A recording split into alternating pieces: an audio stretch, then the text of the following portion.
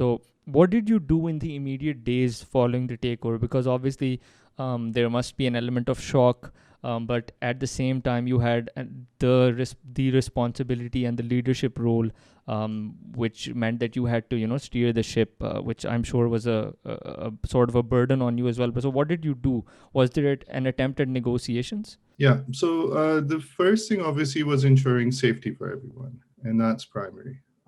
Beyond that, I think it was trying to have a conversation, not just with the folks, but also with others that were in positions of power. And we tried to explain to them what the situation was. That's on one side. On the other side, it was conversing with FIFA and informing them and updating them on what had happened. And they've constantly been asking for information ever since, and we've been providing that. The FIFA said that there's going to be a deadline set for asking these people to evict, otherwise it will go into suspension. And so that deadline came and went, and we all know what happened. Pakistan is suspended. And now the conversation is that Pakistan will be banned for 5 years. And so that's an almost constant conversation from our side that no, we're talking to people, we have hope. We're trying to push it as much as we can.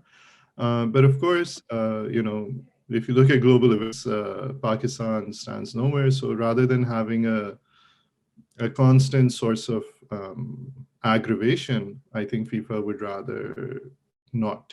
And so that's kind of where we're stuck today. And things don't seem to be progressing on the domestic front. Right. So what exactly were those?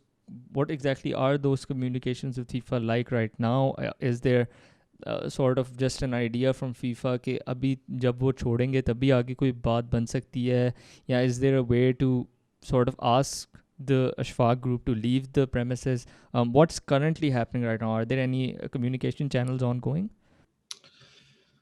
So that question is in two parts. One is more about FIFA, and then one is about what is happening domestically. So let me try and answer both.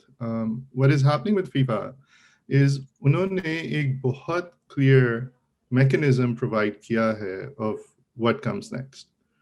That mechanism is that the building needs to be vacated unconditionally, and NC needs to take over all affairs again.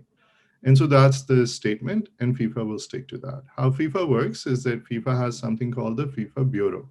That's their highest decision-making body. The FIFA Bureau has made this decision, so there's no one in FIFA can now refute that or say anything else about it. This is just, it's common business practice for FIFA. So that's what FIFA